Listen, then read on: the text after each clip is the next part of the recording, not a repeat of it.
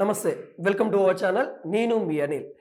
వల్లభనేని వంశీ వైసీపీలో ఇప్పుడు కీలకంగా మారిన నేత మనకైతే తెలుసు.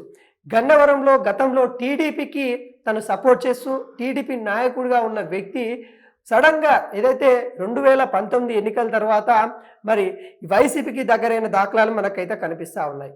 ఇప్పుడు తనకైతే కొంత ఉచ్చు బిగుతుందని కూడా మనకైతే క్లియర్ కట్గా కనబడతా ఉంది. వల్లభనేని వంశీ ఏదైతే గతంలో టీడీపీకి సంబంధించిన కార్యాలయాలు కానీ టీడీపీకి సంబంధించిన నేతలపైన మరి దాడి చేసిన కేసులలో అయితే తన యొక్క అనుచరులు తనపైన అయితే కేసు ఫైల్ అయిన విషయం కూడా మనందరికీ తెలుసు. దాంట్లో భాగంగా గతంలో ముందస్తు బెయిల్ కోరి వల్లభనేని వంశీ గారు అయితే కొంత తప్పించుకున్న దాఖలాలు అయితే కనబడతా ఉన్నాయి. ఇప్పుడు పోలీసు వాళ్ళు కీలక నిర్ణయం తీసుకోవడం వల్ల వల్లభనేని వంశీ గారికి అయితే అరెస్టు తప్పదా అన్న నేపథ్యం అయితే కనబడతా ఉంది. ఇప్పటికే వల్లభనేని వంశీ గారు విదేశీయులకి వెళ్ళాలని ఆలోచిస్తా ఉన్న నేపథ్యం అయితే కనబడతా ఉంది. ఏదైతే గతంలో టీడీపీకి సంబంధించిన కార్యాలయాల పైన కానీ వాళ్ళ నేతల పైన మరి ఈయన దాడి చేశాడు, వీళ్ళ అనుచరులు దాడి చేశారనే కేసులో ఇప్పటికే పలుమార్లు నోటీసులు అయితే వల్లభనేని వంశీ గారు అయితే అందుకున్న దాఖలాలు మనకు తెలిసిన విషయమే.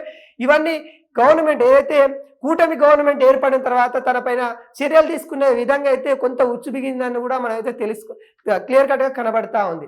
ఎందుకంటే గన్నవరంలో క్లియర్ కట్గా మనకు తెలుసు తను గతంలో కూడా టీడీపీలో కీలక నేతగా ఉండే. సడన్గా తన యొక్క వ్యవహారాల శైలి కానీ లేకుంటే తాను వైసీపీకి దగ్గరైన విధానం కానీ టీడీపీకి సంబంధించిన కొంతమంది నాయకులు అయితే జీర్ణించుకోలేకపోయారు. ఆ నేపథ్యంలో కొంతమంది టీడీపీ అంటే వైసీపీలో తను వెళ్ళడం వల్ల వైసీపీకి సంబంధించిన నేతలు టీడీపీలోకి కూడా రావడం అయితే జరిగింది. ఈ నేపథ్యంలో ఫిరాయింపులు అంటే వైసీపీకి సంబంధించిన నేతలు ఇటు టీడీపీ రావడం, టీడీపీకి సంబంధించిన నేతలు వైసీపీకి పోవడం వల్ల ఎవరైతే వల్లభనేని వంశీ ఉంటారో తన నచ్చని వర్గానికి సంబంధించిన వాళ్ళపైన అయితే మరి వీళ్ళ అనుచరులు ముఖ్యంగా వల్లభనేని సంబంధించిన వాళ్ళ అనుచరులు టీడీపీ కార్యాలయం పైన దాడి చేసిన సంగతి మనందరికీ తెలుసు. అక్కడ మాట్లాడిన విధానం కానీ ఏదైతే చంద్రబాబు నాయుడు పైన వ్యాఖ్యలు కానీ ఏదైతే వల్లభనేని వంశీ గారు ఏదైతే చంద్రబాబు నాయుడు గారి వాళ్ళ సతీమణిని కూడా అనేక విధాలుగా దుర్భాషలాడిన సంఘటనలు మనం చూస్తాం. ఈ అన్నిటి మీద కానీ ఒక్కొక్క కేసు అంటే ఇప్పుడు దాదాపుగా ఇటు టీడీపీ సంబంధించిన నాయకులు కేసు పెట్టారు. అదేవిధంగా కొన్ని చట్టాల కింద తనైతే కేసు అంతకుముందే ఫైల్ అయిన దాఖలాలు అయితే మనకు తెలుసు. అంటే ఈ వల్లభనేని వంశీ గారు గతంలో వైసీపీ తన ఏదైతే రాష్ట్రం ఉంది కదా, ఆ ప్రభుత్వం ఉంది కదా అని తను చేసిన కార్యక్రమాలు ఏవైతే ఉన్నాయో ఒకేసారి గవర్నమెంట్ పడిపోయిన తర్వాత అంటే వైసీపీ గవర్నమెంట్ పోయి ఇప్పుడు టీడీపీ కూటమి గవర్నమెంట్ వచ్చిన తర్వాత మరి ఈ రోజే మరి కూటమికి సంబంధించిన నాయకులు మళ్ళీ వల్లభనేని వంశీ చుట్టూ కొంత తిరుగుతున్న దాఖలాలు అయితే కనబడతా ఉంది. తను చేసిన వ్యాఖ్యలు కానీ తన పైన ఇప్పుడు ఏదైతే ఈ గన్నవరంలో సంబంధించిన కార్యక్రమాలలో తను ఏ విధంగా ఇన్వాల్వ్మెంట్ అయ్యారు, తను ఏ విధంగా తన యొక్క అనుచరులను పెట్టి మరి నిజంగా వల్లభనేని వంశీ గారు తన యొక్క అనుచరులను పెట్టి మరి అక్కడ చేసిన కార్యక్రమాల అన్నిటి గురించి కూడా పోలీసు వాళ్ళైతే దర్యాప్తు చేస్తున్న నేపథ్యం అయితే కనబడతా ఉంది. ఇప్పటికే వల్లభనేని వంశీ గారు వేరే విదేశాలకి వెళ్ళిపోవాలని ఆలోచిస్తున్నట్టు కూడా తెలుస్తూ ఉంది. ఇప్పటికీ వాళ్ళ నేత ఎవరైతే సిపి నేత ఎవరైతే జగన్ గారు ఉన్నారో తన ఆదేశాల మేరకి తను ఇక్కడ కొన్ని రోజుల వరకు ఉండకుండా విదేశాలకు వెళ్ళాలని కూడా కొంచెం ప్రయత్నిస్తున్నట్టు కూడా తెలుస్తూ ఉంది. అంటే ఇప్పటికే తెలుసు వైసీపీకి సంబంధించిన నాయకులందరూ కొంత మంది అయితే ప్రజలకు కొంత దూరం ఉన్న దాఖలాలు కనబడతా ఉన్నాయి. ఎందుకంటే ఒకేసారి గవర్నమెంట్ పోవడం వల్ల గతంలో వాళ్ళు చేసిన తప్పుల వల్ల ఇప్పుడు కొంతమంది కూడా మనం చూస్తూ ఉన్నాము. ఎవరైతే శ్రీరెడ్డి లాంటి కానీ లేకుంటే మొన్ననే ఆర్జీవీ లాంటి వాళ్ళు కానీ వీళ్ళందరినీ చూస్తూ ఉన్నాం. ఏదైతే గవర్నమెంట్ వైసీపీ ఉంది కదా అని వాళ్ళకి ఇష్టం వచ్చినట్టు మాట్లాడడం కానీ సోషల్ మీడియాలో పోస్టులు పెట్టడం కానీ ఇవన్నీ చూస్తూ ఉన్నాయి. ఈ నేపథ్యంలో వాళ్ళపైన కేసులు అవుతా ఉన్నాయి. ఇప్పటికీ కొంతవరకు ఈ కూటమి ఏదైతే ఉందో ఎన్డీఏ కూటమి ఉంది కదా, ఆ కూటమికి సంబంధించిన ఈ గవర్నమెంట్ ఏర్పడిన తర్వాత కొంతవరకు అయితే మరి అక్కడ జరిగిన తప్పిదాల మీద అయితే కేసులు ఫైల్ అవుతున్న దాఖలాలు కనబడుతుంది. దానిలో భాగంగానే వల్లభనేని వంశీ గారు కూడా చుట్టూ అయితే కేసులు అయితే తిరిగే ఛాన్స్ అయితే కనబడుతుంది.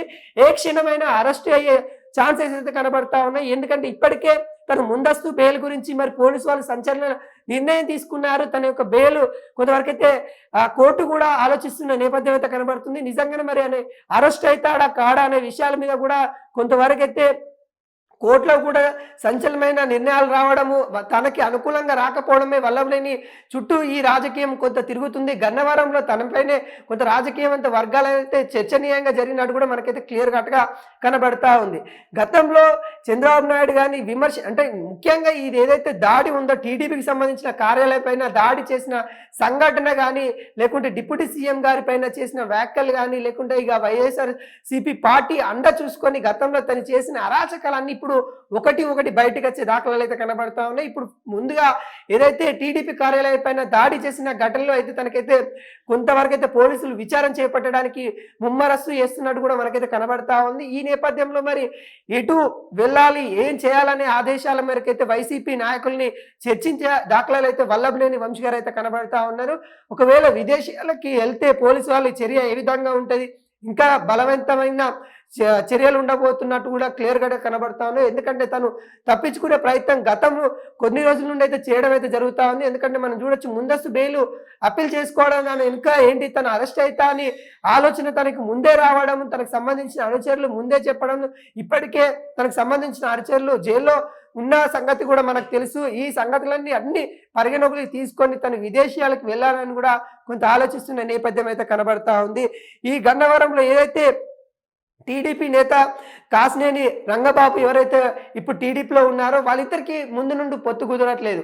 ఎవరైతే కాసినేని రంగబాబు ఎప్పుడైతే టీడీపీలోకి వచ్చాడో అప్పటి నుండి ఈయన వైసీపీ వైపు వెళ్ళడము, వైసీపీ వైపు వెళ్ళి తను ఊరికే ఉండలేక ఎవరైతే వల్లభనేని వంశీ గారు ఊరికే ఉండకుండా ఈ టీడీపీకి సంబంధించిన కార్యాలయం పైన, వాళ్ళకి సంబంధించిన నాయకుల పైన, చిన్న లీడర్ల పైన కూడా వాళ్ళ యొక్క అనుచరులను పెట్టి దాడి చేపించిన ఘటనలు ఇప్పుడు కనబడతా ఉంది. ఇప్పటికే వాళ్ళ యొక్క అనుచరులు పోలీస్ స్టేషన్లలో ఉన్న మాధ్యమాలు అయితే మనం అయితే కనబడతా ఉన్నాయి. అదేవిధంగా ఇప్పుడు కూడా వల్లభనేని వంశీ గారిని అయితే ఎప్పుడైనా అరెస్ట్ చేయొచ్చు అనే దాఖలాలు అయితే మనకైతే క్లియర్ కట్గా కనబడుతుంది. కొంతవరకు అయితే గన్నవరంలో రాజకీయం వైసీపీ వర్సెస్ టీడీపీ కూటమి అన్నట్టుగా అయితే క్లియర్ కట్గా కనబడతా ఉన్నాయి. గతంలో కూడా మనకు తెలుసు, ఏదైతే ఏపీలో రెడ్ బుక్ అనేది ఎవరైతే ఏ అరాచకాలు చేశారో, ఏ తప్పులు చేశారో వాటిని అన్నింటినీ రెడ్ బుక్ అయితే నోట్ చేసుకోవడం అయితే జరిగిందని గతంలో ఉన్న మంత్రివర్గులు చెప్పడం అయితే జరిగింది.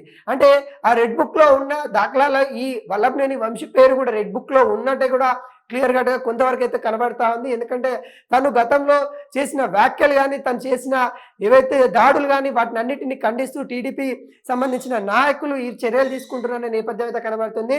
ఒక్కొక్కటి విచారణకైతే చేపట్టనున్నట్టు కూడా క్లియర్గా కనబడతా ఉన్నాయి.